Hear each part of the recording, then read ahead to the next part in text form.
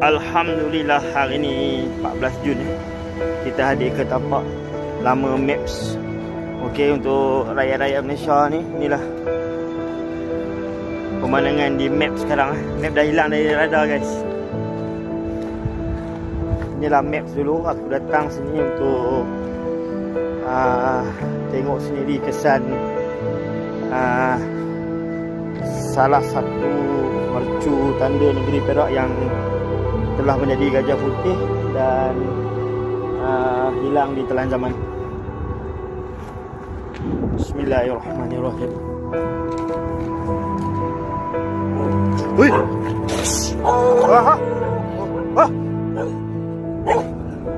Oh, ada anjing kacau. Kita tak boleh nak buat apa. Ada anjing kacau, tapi inilah kawasan dia.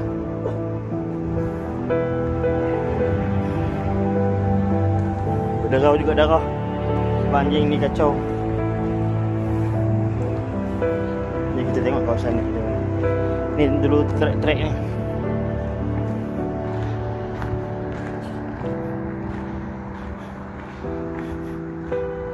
Habis lah, guys. Habis lah. Macam-macam benda ada kat sini. Aku masuk sendiri dekat tapak ni untuk, yalah, untuk orang cakap buat kali terakhir. Tengok kesan pembangunan yang telah gagal suatu masa dulu. Masa aku hadir ni lebih kurang pukul 3.45 petang 14 Jun, hari Sabtu. Alhamdulillah.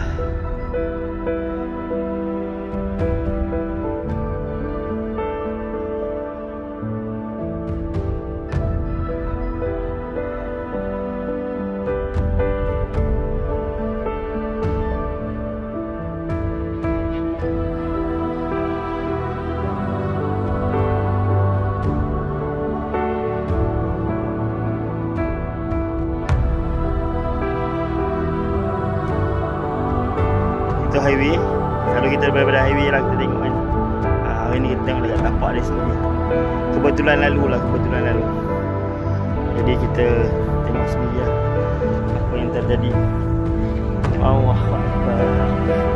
Kalau tak silap aku, ini track lah. Aku nampak ada kesan tayar track. Ini track dia. Track untuk, aku lupa lah nama permainan tu.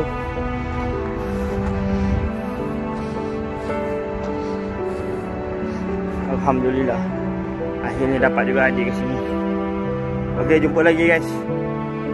Tadi ingat nak buat daripada depan, tapi tak nampak jelas. Jadi kita datang sini lah. Kalau korang perasan bendera tu ni aku besarkan sikit. Mana ke bendera? Tak nampak sebab matahari, guys. Okey, bendera tu itu spotlight. Okey, tepi spotlight tu ada bendera tadi. Sekejap, mana ke bendera tadi? Sekejap tu bangunan. Kamera belah mana? Okey, tu bendera tu. Bendera tu kalau korang perasan, itulah dianya Bulatan Aman Jaya.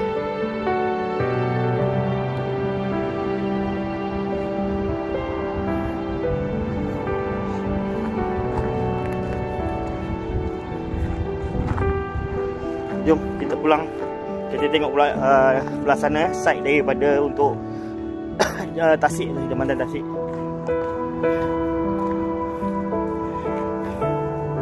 Alhamdulillah. Okey, seperti yang dijanjikan, inilah kawasan Tasik tadi, guys.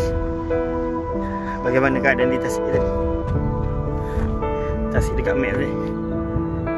Tengok Tasik tu. Tu jambatan dekat dalam tu. Ramai orang datang mancing tu. Ada motor pun datang mancing. Mungkin dalam ni banyak ikan pun. Inilah keadaan yang dulu satu masa cantik. Dulu depan tu jalan masuk dia sini. Mana kamera?